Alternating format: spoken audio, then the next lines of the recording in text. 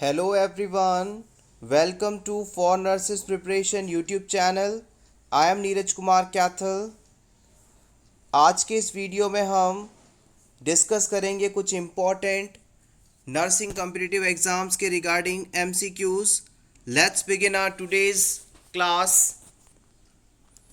First question is, following plaster cast, the nurse should assess first.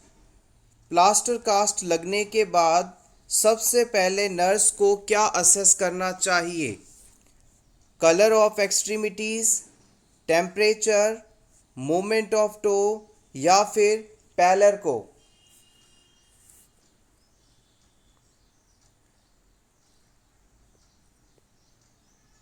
The right answer is option C. Plaster cast लगने के बाद सबसे पहले हमें movement of toe को assess करना चाहिए. जिस एक्सट्रीमिटी पर आपने प्लास्टर कास्ट लगाया है उस जगह पर आपको अंगूठे की मूवमेंट को असेस करना है. This is the priority. Plaster cast क्या है? जब किसी पेशेंट में किसी प्रकार का बोन फ्रैक्चर हो जाता है तो इन ब्रोकन बोन्स को वापस से हील करने के लिए, ब्रोकन एक्सट्रीमिटीज़ को कनेक्ट करने के लिए इन्हें लंबे समय तक जोड़कर रखना होता है और इसके लिए एक विशेष केमिकल से बने कास्ट की आवश्यकता होती है. इसे हम प्लास्टर कास्ट के नाम से जानते हैं. प्लास्टर कास्ट का निर्माण प्लास्टर ऑफ पेरिस से होता है जो कि इस पर्पस के लिए सबसे ज़्यादा सूटेबल माना जाता है. Question number 2. Which developmental task is associated with school age children according to Erikson's growth and development theory?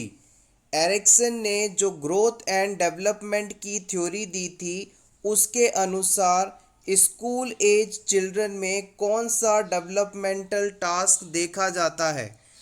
First option trust, second is initiative, third is independence, fourth is industry. The right answer is option D. School age children में आपको industry task देखने को मिलेगा. आइए इसके बारे में detail से डिस्कस करें. काफ़ी इम्पॉर्टेंट टॉपिक है. अक्सर यहाँ से एग्ज़ाम में आपको क्वेश्चंस देखने को मिलते हैं. इस टेबल में हम सभी कॉन्फ्लिक्ट को और किस एज में ये देखने को मिलते हैं according to Erikson's theory discuss करेंगे. सबसे पहले आता है जन्म से लेकर 18 महीने की उम्र यानी 1.5 साल तक ट्रस्ट वर्सेस मिसट्रस्ट. बच्चा अपने सराउंडिंग पर्सन्स पर ट्रस्ट करता है या मिसट्रस्ट करता है. ये कन्फ्लिक्ट 1.5 साल तक की उम्र में बच्चों में आपको हमेशा देखने को मिलेगा. इसके बाद 18 महीने से लेकर 3 साल की उम्र तक autonomy versus shame and doubt देखने को मिलता है. इसके बाद 3 साल से 5 साल के उम्र में आपको इनिशिएटिव वर्सेस गिल्ट देखने को मिलता है. इसके बाद बात की जाए तो क्वेश्चन में पूछा गया था, इसे इम्पॉर्टेंट है, 5 साल से लेकर 12 साल तक की उम्र के बच्चों में आपको इंडस्ट्री वर्सेस इंफीरियॉरिटी कॉन्फ्लिक्ट देखने को मिलता है. इसके बाद आता है 12 ईयर्स से लेकर 18 ईयर्स तक. इसमें आपको आइडेंटिटी वर्सेस कंफ्यूजन. 18 ईयर्स से 40 ईयर्स तक इंटीमेसी वर्सेस आइसोलेशन. 40 ईयर्स से 65 ईयर्स तक जनरेटिविटी वर्सेस स्टैग्नेशन और 65 ईयर्स से ऊपर इंटीग्रिटी वर्सेस डिस्पेयर. ये सभी कॉन्फ्लिक्ट्स आपको देखने को मिलते हैं. एग्जाम पॉइंट ऑफ व्यू से काफ़ी इंपॉर्टेंट हैं. Question number 3. A client is admitted to postpartum unit with an order to continue the infusion of pitocin. एक पेशेंट जिसे पोस्टपार्टम यूनिट में एडमिट करने का ऑर्डर है, साथ ही साथ इस पेशेंट में आपको लगातार पिटोसिन या ऑक्सीटोसिन ड्रिप चलाए रखनी है. Which finding indicate that the Pitocin is having the desired effect. Oxytocin drug अपना इफेक्ट दिखा रही है, नीचे बताए ऑप्शंस में से कौन सी फाइंडिंग मिलने पर आप ये मानेंगे। ऑक्सीटॉक्सिन ड्रिप पेशेंट को दी जा रही है, इन चारों में से कौन सी फाइंडिंग मिलने पर आप ये मानेंगे कि पेशेंट में ऑक्सीटॉक्सिन का इफेक्ट आ रहा है। First option is a fundus is deviated to the left. Option A कहता है कि अगर पेशेंट का जो फंडस है वो एक तरफ झुका हुआ हो, डेविएटेड हो, तो क्या इस फाइंडिंग से हम ये मान सकते हैं कि पेशेंट में ऑक्सीटॉक्सिन अपना इफेक्ट दिखा रहा है? बिल्कुल गलत ऑप्शन है ये। अगर किसी क्लाइंट का फंडस एक तरफ डेविएटेड है, एक तरफ झुका हुआ है, तो इसका मतलब है इस पेशेंट का जो यूट्रस है वो फुल है और ये पिटोसिन का इफेक्ट नहीं है। So option A is incorrect. इसके अलावा ऑप्शन डी की बात की जाए तो the fundus two finger breadths below the umbilicus, यहाँ पर कह रहा है स्टेटमेंट कि जो अम्बिलिकस है, नाभि वाला भाग है, इससे 2 उंगलियां नीचे फंडस होगा। ऐसा बिल्कुल भी कहना गलत है, बिकॉज ऑक्सीटॉक्सिन और फंडस की पोजीशन का कोई डायरेक्ट रिलेशन नहीं है, तो ऑप्शन डी भी इनकरेक्ट माना जाएगा। इसके अलावा ऑप्शन सी कहता है कि फंडस इज बॉगी। अगर आपको डिलीवरी के बाद किसी वुमेन का फंडस या यूट्रस वाला रीजन आपको बॉगी यानी लसलसा, दलदली, सॉफ्ट दिखाई दे, तो इसका मतलब है पेशेंट में पोस्टपार्टम ब्लीडिंग होने की संभावना बहुत ज़्यादा है। इस पेशेंट में जिसका यूट्रस बोगी था, इसे हार्ड या फर्म करने के लिए ही ऑक्सीटॉक्सिन ड्रिप लगाई जा रही है। ऑक्सीटॉक्सिन के प्रभाव के कारण यूट्रस में लगातार कॉन्स्ट्रक्शंस होंगे और वहाँ मौजूद ब्लड वेसल्स पर पड़ रहे दबाव के कारण ब्लीडिंग रुक जाएगी और ये इसका डिज़ायर्ड इफेक्ट है। तो अब हम बात की करें तो राइट ऑप्शन है इस क्वेश्चन का option B. Option B is the correct answer.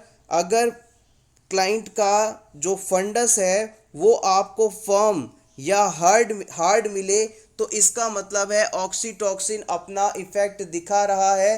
Because oxytocin इसीलिए दिया जा रहा था कि लगातार यूट्रस में कॉन्ट्रैक्शंस होते रहें और कॉन्ट्रैक्शंस के कारण ब्लड वेसल्स की जो ओपनिंग है उन पर दबाव पड़ता रहे और दबाव पड़ने के कारण वहाँ पर क्लॉट का फॉर्मेशन हो सके और क्लॉट बनने के बाद पेशेंट में ब्लीडिंग होने की संभावना डिक्रीज हो जाएगी और यही हम चाहते थे। So option B is correct.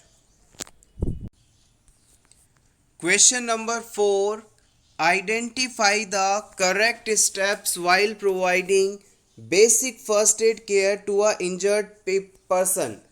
अगर किसी पेशेंट को चोट लग जाए तो बेसिक फर्स्ट एड प्रोवाइड करते समय आपको कौन से करेक्ट स्टेप्स को फॉलो करना है। First option check carotid pulsation, option B airway breathing and recovery position, option C airway and suctioning, option D all of the above. The correct answer is option B. हम इस patient का airway breathing check करने के बाद इसे recovery position में लाएंगे। This is the correct sequence. So option B is correct. Question number 5 very important. अगर किसी क्लाइंट में पाइलोरिक स्टेनोसिस नामक डिजीज है तो इसमें आपको कौन सी फाइंडिंग देखने को मिलेगी। Watery diarrhoea, jelly like stool, projectile vomiting या फिर constipation. Correct answer is option सी।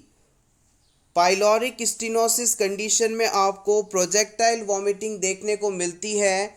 इस कंडीशन से ग्रसित न्यूबॉर्न जब वॉमिटिंग करता है तो उसकी वॉमिटिंग कई फीट दूर तक थ्रो होती है। इसे ही हम प्रोजेक्टाइल वॉमिटिंग के नाम से जानते हैं। पाइलोरिक रीजन में ऑब्स्ट्रक्शन के कारण पाइलोरिक स्टेनोसिस होता है और इसमें आपको प्रोजेक्टाइल वॉमिटिंग देखने को मिलती है। Question number 6, absorption time of chromic catgut suture, sheep intestine से बना सूचर यानी कैटगट सूचर, इसका एब्जॉर्प्शन टाइम कितने दिनों का होता है? ये एक नेचुरल एब्जॉर्बेबल टाइप का सूचर है। इसे एब्जॉर्ब होने में कुल 90 दिनों का समय लगता है। Option D correct. 90 days are the absorption time for the chromic catgut suture. Question number 7. What is the best time to achieve pregnancy? To become pregnant, what is the best time? Midway between 7 to 8 day of ovulation, immediate after starting of menses, 14 days after the beginning of period, या फिर 14 days before the next period is expected.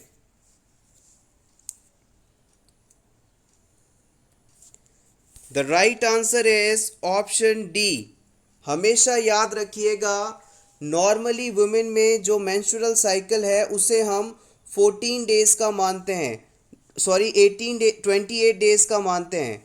Women में जो menstrual cycle होता है उसकी duration 28 days की मानी जाती है और 14th डे पर यानी 14वें दिन ओव्यूलेशन होता है और इस दिन के आसपास यदि इंटरकोर्स किया जाए तो chances are high to become pregnant. So आप हमेशा याद रखें कि नेक्स्ट मेंस्ट्रुअल साइकिल के बिगिन होने से 14 डेज पहले ओव्यूलेशन होता है और this is the best time to achieve pregnancy. Option D correct. Question number 8. In laparoscopy procedure, gases are used to inflation of abdominal wall. Laparoscopy procedures, जिसे आप दूरबीन के ऑपरेशन के नाम से जानते हैं, इन प्रोसीजर्स में लेप्रोस्कोप का इस्तेमाल किया जाता है। इन प्रोसीजर्स में बहुत ही छोटा सा कट लगता है। इस प्रोसीजर में एब्डोमिनल और पेल्विक एरियाज के ऑपरेशन किए जाते हैं। इस लेप्रोस्कोपी प्रोसीजर में एब्डोमिनल वॉल को फुलाने के लिए, इन्फ्लेट करने के लिए कौन सी गैस इस्तेमाल की जाती है? Option A nitrous gas, option B oxygen, option C carbon dioxide, option D helium. The right answer is option C, that is carbon dioxide. Laparoscopy procedures में एब्डोमिनल वॉल को फुलाने के लिए, इन्फ्लेट करने के लिए CO2 का इस्तेमाल किया जाता है। Leprosy is an operation performed in abdominal or pelvis using a small incision with aid of camera. The laparoscope aids diagnosis or therapeutic interventions with a few small cuts into the abdomen. Question number 9. What is dystocia? Dystocia क्या है? It is abortion, it is normal labor, it is abnormal labor, or it is cesarean section. The right answer is option C abnormal labour. Dystocia का मतलब है abnormal labour और जो normal labour होता है उसे हम इवटोशिया के नाम से जानते हैं। Eutocia is a normal labour. Question number 10. The type of shock occurs in acute stage of burn is. Burn की एक्यूट स्टेज में किस प्रकार का शॉक देखने को मिलता है? एनाफाइलैक्टिक, सेप्टिक, डिस्ट्रीब्यूटिव और hypovolaemic. The right answer is option D, that is hypovolaemic shock. अगर बॉडी में या ब्लड वेसल्स में फ्लूइड की कमी हो जाए तो इसे हम हाइपोवॉलेमिक शॉक के नाम से जानते हैं। ये एक्यूट स्टेज ऑफ बर्न में आपको देखने को मिलता है। क्वेश्चन नंबर 11, अगर किसी क्लाइंट में आपको एट्रियल फिब्रिलेशन कंडीशन मिले तो इस पेशेंट में आप कौन सा स्ट्रोक डेवलप होने की संभावना है। एट्रियल फिब्रिलेशन का सिंपल मीनिंग ये होता है, मान लीजिए ये आपका हार्ट है, हार्ट के सुपीरियर वेना कावा के पास ऐसे नोड होता है जो कि इम्पल्सेस जनरेट करता रहता है, जिसकी वजह से पूरे हार्ट में कॉन्ट्रैक्शंस होते रहते हैं। अगर मान लीजिए किसी कारण से ऐसे नोड एक की बजाय कई सारे ऐसे नोड बन जाएं तो क्या होगा। अब इन सभी नोड से लगातार अलग अलग फ्रीक्वेंसी में अलग अलग समय पर इम्पल्सेस जनरेट होंगे और इन इम्पल्सेस के कारण जो हार्ट का एट्रिया है वो इरेगुलर, इनफ्रीक्वेंट और लेस इफेक्टिवली कॉन्ट्रैक्ट करेगा, जिसकी वजह से एट्रिया में प्रॉपर कॉन्ट्रैक्शन नहीं हो पाएगा और हल्के हल्के फिब्रिलेशंस देखने को मिलेंगे, वाइब्रेशंस देखने को मिलेंगे। तो इस कंडीशन में पेशेंट में कौन सा स्ट्रोक डेवलप हो सकता है। The right answer is option C, that is embolic stroke. अगर किसी क्लाइंट में एट्रियल फिब्रिलेशन है, एट्रियाज फड़फड़ा रहे हैं, तो इसके बाद पेशेंट में एम्बोलिक स्ट्रोक डेवलप होने की संभावना सबसे ज़्यादा होती है। Question number 12, a patient with heart failure is being treated with digoxin. During digoxin therapy, which of the following condition could predisposes the patient to digitalis toxicity? एक heart failure का patient है जिसे ट्रीटमेंट के लिए आप digoxin दे रहे हैं। इस पेशेंट में कौन सी कंडीशन होने पर डिगॉक्सिन ड्रग से टॉक्सिसिटी होने की संभावना बहुत ज़्यादा बढ़ जाती है। Option A hypocalcaemia, option B hypothyroidism, option C hyperkalaemia, option D pneumonia.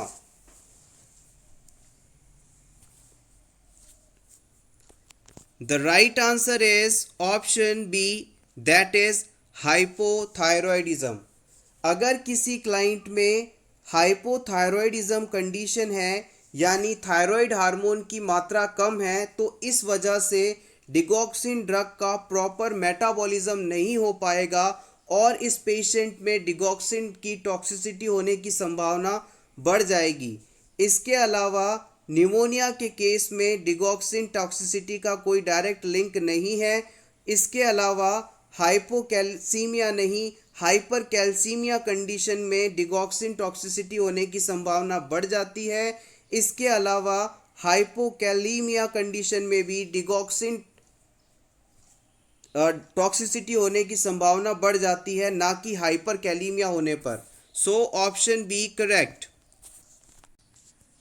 Question number 13, important steps to prevent hypothermia in newborn. किसी न्यूबॉर्न बेबी में हाइपोथर्मिया ना हो जाए, इस चीज़ को रोकने के लिए कौन से स्टेप्स उपयोग किए जाते हैं।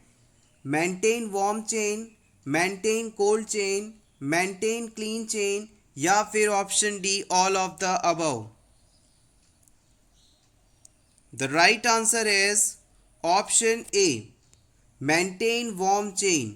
मेंटेन वार्म चेन के द्वारा हम पेशेंट में, न्यूबॉर्न में हाइपोथर्मिया यानी लो बॉडी टेम्परेचर को डेवलप होने से रोक सकते हैं। Question number 14, application of drug to the skin usually by friction is known as. ऐसी दवा जिसे आप स्किन पर अप्लाई करते हैं लोशन की तरह, इसे आप किस प्रकार की ड्रग कहते हैं। Inunction, insufflation, insertion, instillation. The right answer is option A, that is इनंक्शन।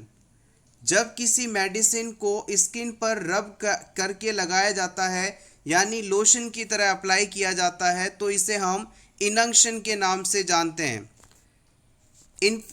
Insufflation का मतलब होता है ऐसी मेडिसिन जो कि पाउडर फॉर्म में अवेलेबल है और इसे बॉडी की किसी कैविटी तक पहुंचाया जाता है। मान लीजिए कुछ ऐसी एंटीबायोटिक मेडिसिन आती हैं जो कि पाउडर फॉर्म में होती हैं और उन्हें हम स्प्रेयर्स की सहायता से ईयर के अंदर टारगेट साइट तक पहुंचाते हैं। इंसर्शन का मतलब होता है कि ऐसी मेडिसिन जो कि सपोसिटरी के रूप में आती हैं उन्हें बॉडी की किसी कैविटी में पहुंचाना, लाइक वेजाइनल कैविटी में या रेक्टल कैविटी तक इंसर्ट करना। इंस्टिलेशन का मतलब है आई ड्रॉप या ईयर ड्रॉप को इंस्टिल करना। Question number 15, Wilms tumour is associated with. Wilms tumour किससे संबंधित है? Polycystic kidney, renal dysplasia, renal hypoplasia या फिर horseshoe kidney. The right answer is option D, that is horseshoe kidney. Wilms tumour के case में kidney का shape horseshoe हो जाता है। This is option D correct. Question number 16, PRN abbreviation is used for. Prescription में यदि आपको किसी मेडिसिन के आगे PRN लगा दिखे तो इसका क्या मीनिंग है? मेडिसिन को ईच मॉर्निंग लेनी है, टुमारो मॉर्निंग लेनी है या फिर आवश्यकता पड़ने पर लेनी है, when required. The right answer is option D, that is when required. जिन मेडिसिन के आगे आपको PRN लिखा दिखाई दे इसका मीनिंग है कि आपको उस मेडिसिन को आवश्यकता हो तभी लेनी है। Question number 17, Which of the following risk factor is associated with the cervical cancer? आपको इन चारों में से उस ऑप्शन को सेलेक्ट करना है जो कि सर्वाइकल कैंसर के लिए इम्पोर्टेंट रिस्क फैक्टर है। Obesity, early sexual activity, family history of cervical cancer या फिर increased age. The right answer is option B, that is early sexual activity. हमेशा याद रखिएगा सर्वाइकल कैंसर के लिए रिस्क फैक्टर में सबसे इम्पॉर्टेंट है early sexual activity, multiple sex partners, low socio economic status, infection with HPV यानी human papilloma virus से इन्फेक्शन और स्मोकिंग। ये सभी सर्वाइकल कैंसर के लिए इम्पॉर्टेंट रिस्क फैक्टर्स माने जाते हैं, जबकि ओबेसिटी, फैमिली हिस्ट्री और इंक्रीज्ड एज ये सभी ब्रेस्ट कैंसर के लिए इम्पॉर्टेंट रिस्क फैक्टर्स माने जाते हैं। Question number 18, suture line between two parietal bones. किसी ह्यूमन स्कल में इन दो पैराइटल बोन्स के बीच जो ये सूचर पाया जाता है इसे आप किस नाम से जानते हैं? कोरोनल, लैम्डोइडल, फ्रंटल या sagittal. The right answer is option D, that is sagittal suture. दोनों पैराइटल बोन्स के बीच जो सूचर पाया जाता है उसे हम सेजाइटल सूचर के नाम से जानते हैं और ऑक्सीपिटल और पैराइटल बोन के बीच जो लैम्डा शेप का सूचर पाया जाता है उसे हम लैम्डोइड सूचर के नाम से जानते हैं और फ्रंटल और पैराइटल बोन के बीच पाया जाने वाला सूचर कोरोनल सूचर के नाम से जाना जाता है।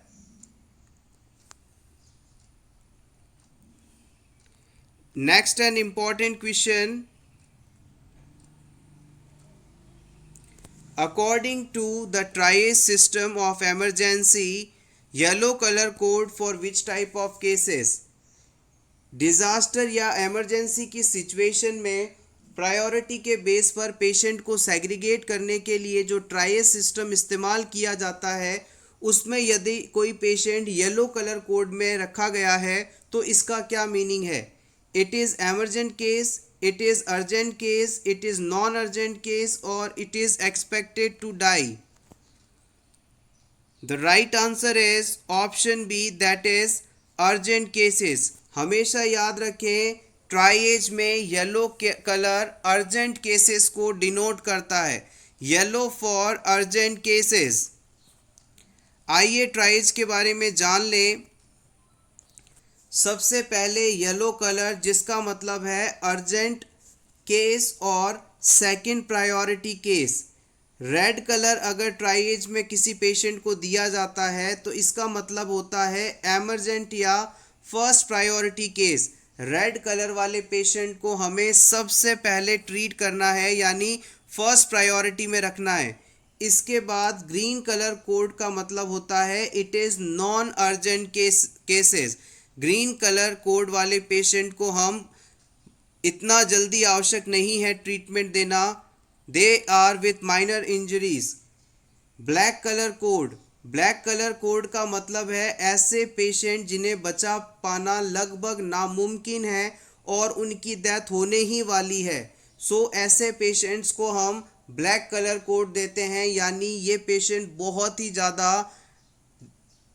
चोट खा चुके हैं, बहुत ही ज़्यादा इन्हें डैमेज हुआ है। So these are the important triage colours. Question number 20. The subsystem of personality based on reality principle is। Personality के सब सिस्टम में से उस टाइप को चुने जो कि रियलिटी प्रिंसिपल पर बेस्ड होता है। ईगो, इद, सुपर इद या super ego. The right answer is option ए। हमेशा याद रखिएगा पर्सनैलिटी को हम इद, ईगो और सुपर ईगो 3 सब टाइप्स में बांट सकते हैं, और जो रियलिटी प्रिंसिपल पर बेस होता है उसे हम ईगो कहते हैं। Ego is based on reality principle. An infant is born with facial abnormalities, growth retardation, mental retardation, vision abnormalities. These abnormalities are probably caused by maternal। एक बच्चा जो कि facial abnormalities, growth retardation, mental retardation और visual abnormalities के साथ पैदा हुआ है, तो इन सभी एबनॉर्मेलिटीज का क्या कारण है?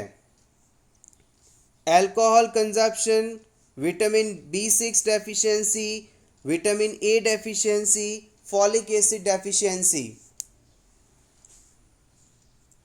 The right answer is option 1। अगर कोई वुमेन प्रेगनेंसी के दौरान अल्कोहल का कंजप्शन करती है तो उसमें होने वाला baby facial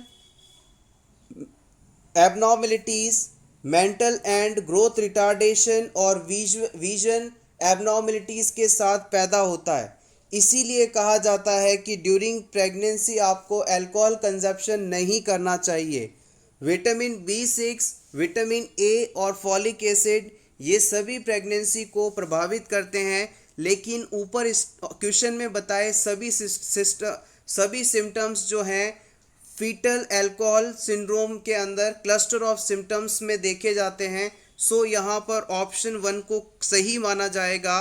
folic acid deficiency के कारण न्यूरल ट्यूब डिफेक्ट्स हो सकते हैं।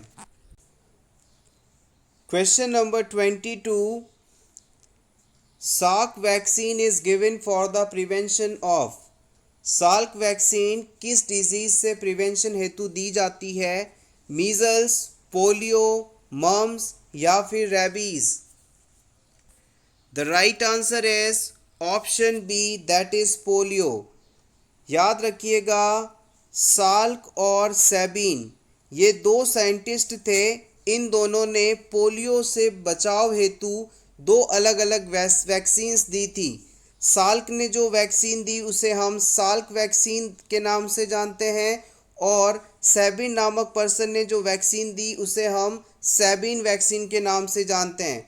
सेबिन वैक्सीन को हम ओरल रूट से देते हैं, यानी ओरल पोलियो वैक्सीन जो आप देते हैं वो सेबिन वैक्सीन है। Question number 23। Antidote of warfarin. Warfarin drug का एंटीडोट क्या है? बहुत ही इंपॉर्टेंट क्वेश्चन है, प्रीवियस एग्जाम में कई बार पूछा गया है इसे। एंटीडोट ऑफ वॉरफेरिन बताना है आपको। The right answer is option B. Vitamin K जो है वॉरफेरिन का एंटीडोट माना जाता है।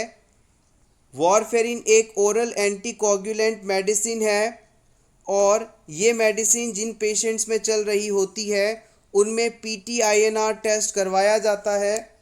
इसके अलावा हिपेरिन ड्रग का एंटीडोट भी आपसे पूछा जा सकता है जो कि होता है प्रोटामीन सल्फेट।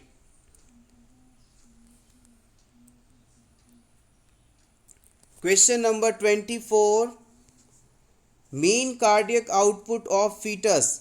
किसी फीटस का मीन कार्डियक आउटपुट आपको बताना है।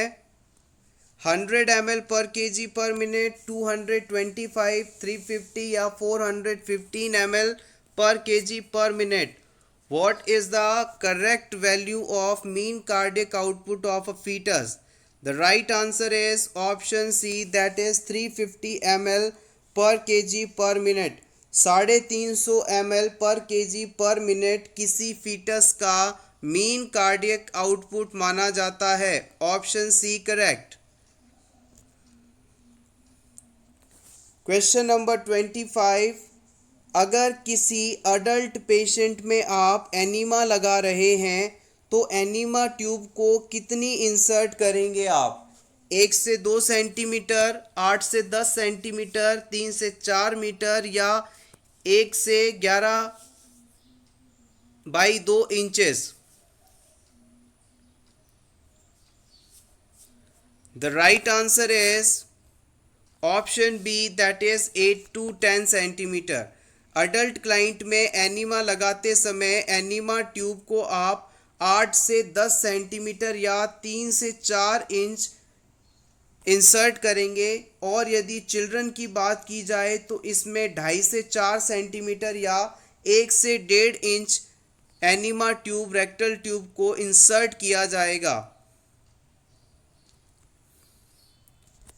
Question number 26, normal intraocular pressure in adults. Adult में नॉर्मल इंट्राऑक्यूलर प्रेशर आपको बताना है। इंट्राऑक्यूलर प्रेशर का मतलब है आईज में मौजूद प्रेशर, जिसे हम टोनोमेट्री प्रोसीजर के द्वारा, टोनोमीटर के द्वारा कैलकुलेट कर सकते हैं। ऑप्शन ए है 8 to 12 mmHg, ऑप्शन बी है 8 to 22 mmHg, 8 to 24 या 8 to 30। The right answer is option B, that is 8 to 22 mm of Hg। 8 से 22 mm of Hg normal intraocular pressure माना जाता है किसी अडल्ट में। Option B correct.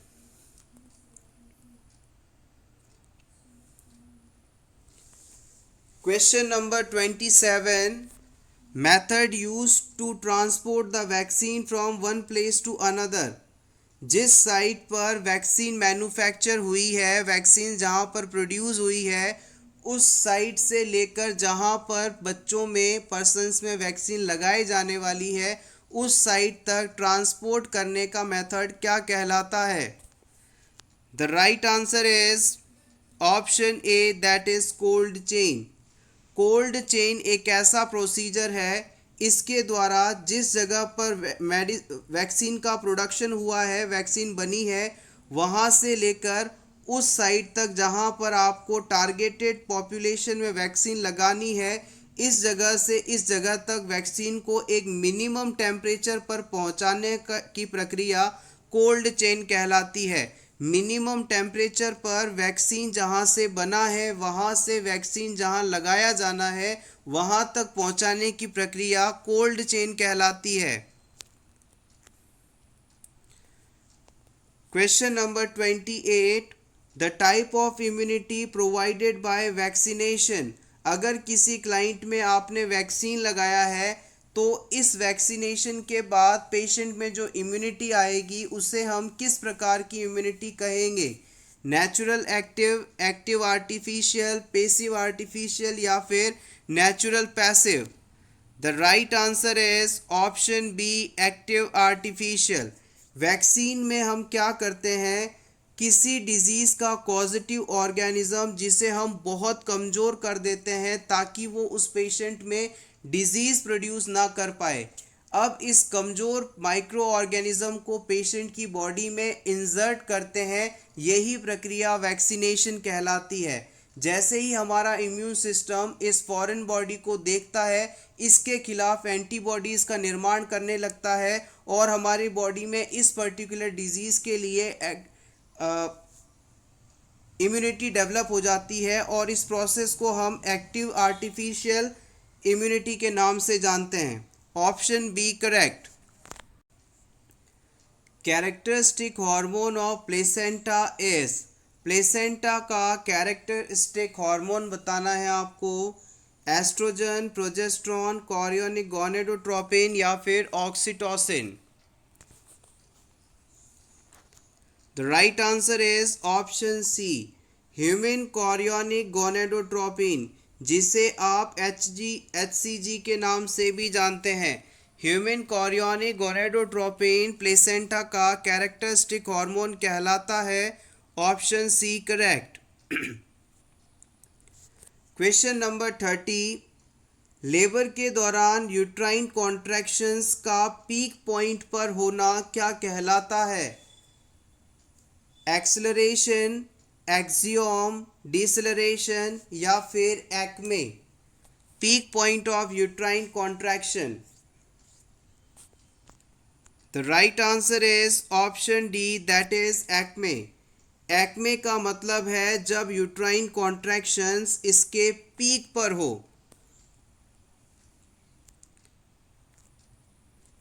Body temperature of neonates is regulated mainly by, neonatal age में body temperature को regulate करने के लिए किसकी हेल्प ली जाती है?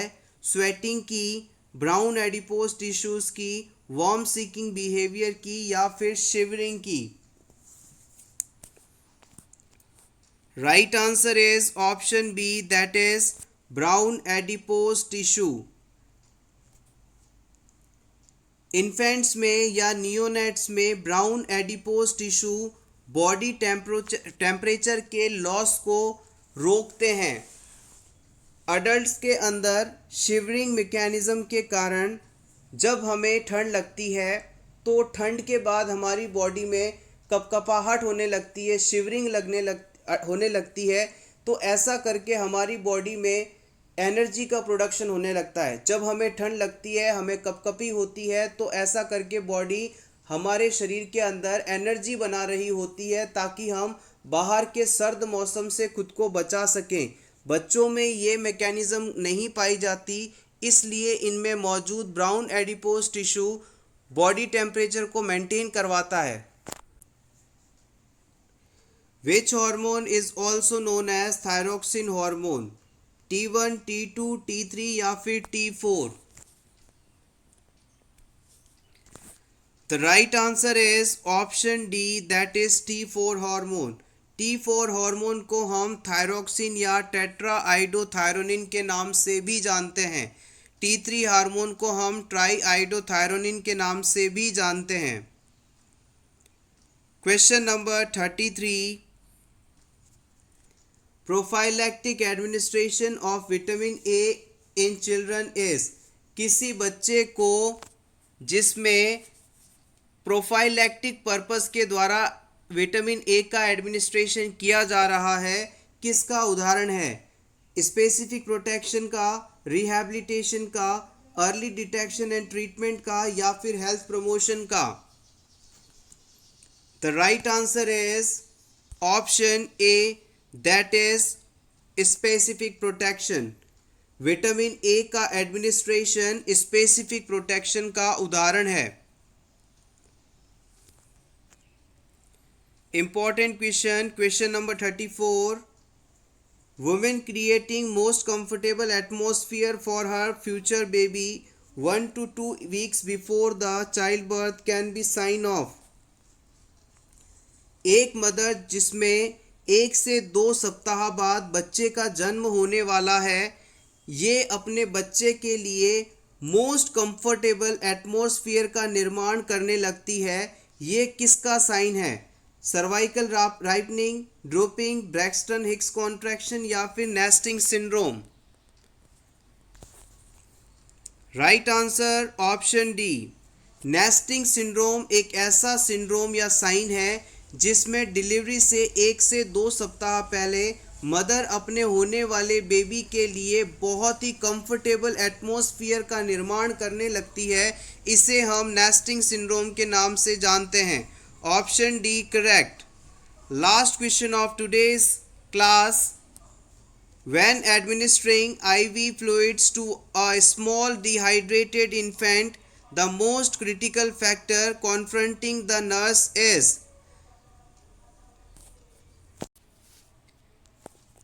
किसी इन्फेंट में जो कि डिहाइड्रेटेड है, आईवी फ्लूइड्स एडमिनिस्टर करते समय कौन सा फैक्टर मोस्ट क्रिटिकल माना जाता है?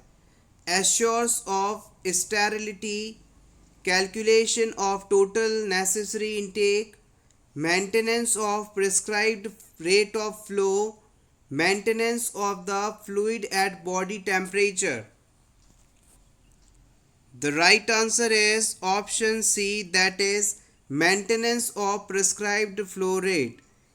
इन्फेंट्स में यानी 1 साल से कम उम्र के बच्चे में आपको यदि आईवी फ्लूइड एडमिनिस्टर करना है तो इन बच्चों की केयर करते समय सबसे मुश्किल ये आती है कि डॉक्टर द्वारा, फिजिशियन द्वारा जो फ्लो रेट प्रिस्क्राइब किया गया है उस रेट से फ्लूइड को एडमिनिस्टर करना। Prescribed rate of fluid maintenance is the most critical factor in a client who is dehydrated and infant. Thank you so much everyone for watching this complete video. See you tomorrow with new MCQs.